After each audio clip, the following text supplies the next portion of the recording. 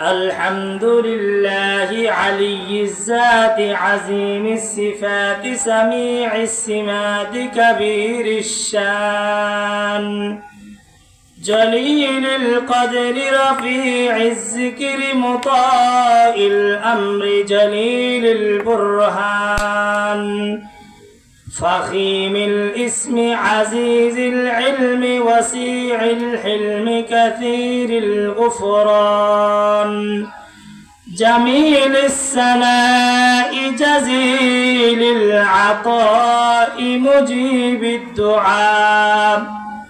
مجيب الدعاء عميم الإحسان سريع الحساب شديد العقاب أليم العذاب عزيز السلطان ونشهد أن لا إله إلا الله وحده لا شريك له ونشهد أن سيدنا وسندنا وحبيبنا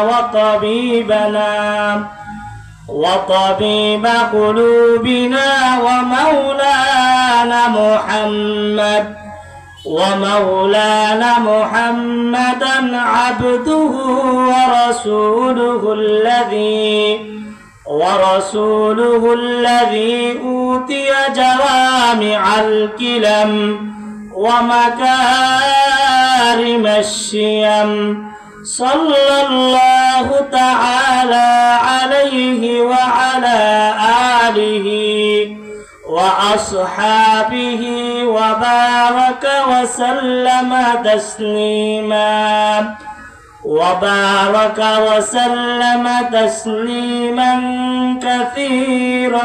كثيرا أما بعد فأعوذ بالله من الشيطان الرجيم بسم الله الرحمن الرحيم قال الله تعالى من عمل صالحا من ذكر أو أنثى وهو مؤمن فلنحيينه حياة طيبة ولنجزينهم أجرهم بأحسن ما كانوا يعملون قال رسول الله صلى الله عليه وسلم المرأة إذا صلت خمسها وصامت شهرها وأحصنت فرجها وأطاعت بالها فلتدخل من أي أبواب الجنة شاءت أو كما قال عليه الصلاة والسلام أي قوم مسلمان خبردار أي قوم مسلمان خبردار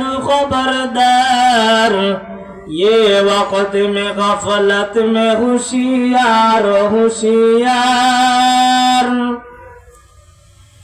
الحمد لمن قدر خيرا وخبالا والشكر لمن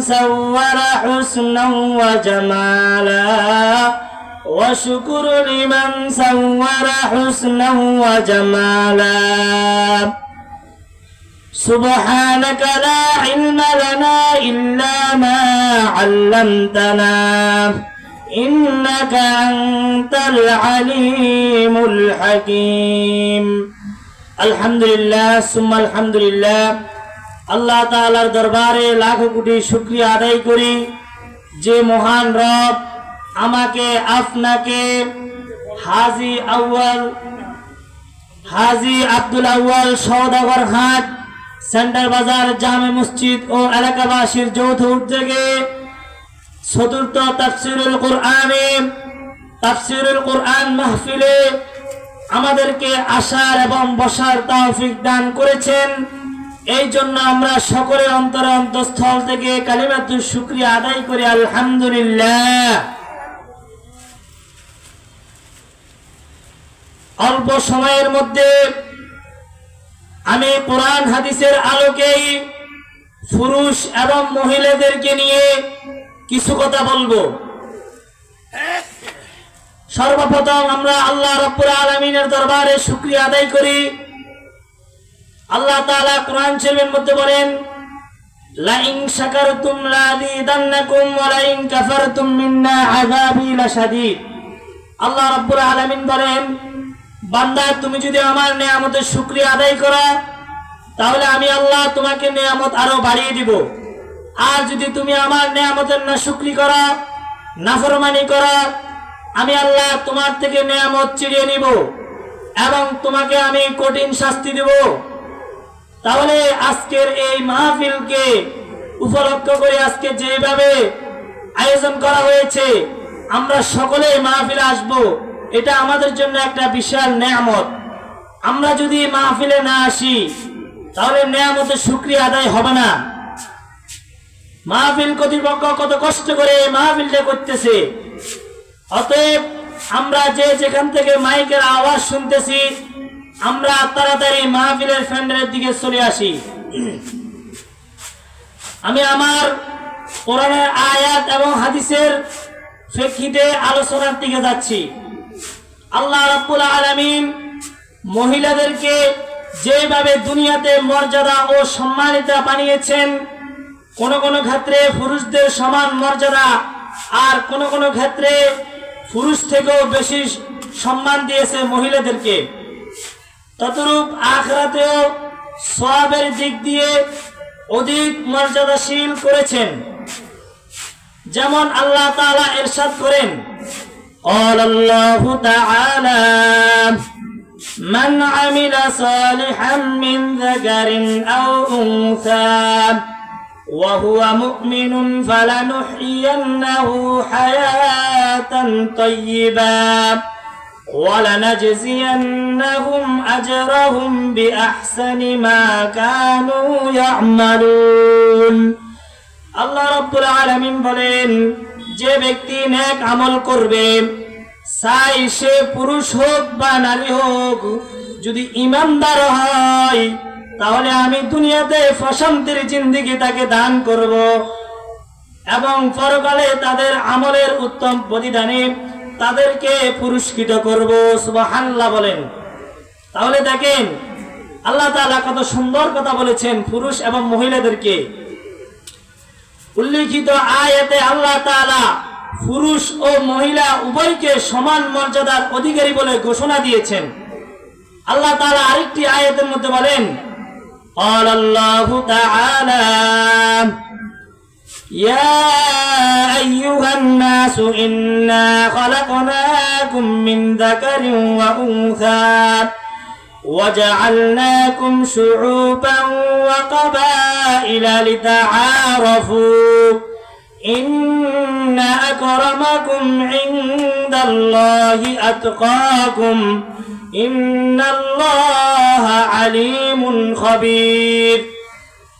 আল্লাহ রাব্বুল আলামিন বলেন, হে মানব মণ্ডলী, আমি তোমাদেরকে সৃষ্টি করেছি একজন পুরুষ ও একজন নারী হতে এবং তোমাদের বিভিন্ন জাতীয় গোত্রে বিভক্ত করেছি যাতে তোমরা পরস্পর পরিচিত হও। নিশ্চয় আল্লাহর কাছে সেই সর্বাধিক সম্মানিত যে সর্বাধিক পরহেজগার। নিশ্চয় আল্লাহ তাআলার কাছে সেই সর্বাধিক সম্মানিত যে অধিক পরহেজগার।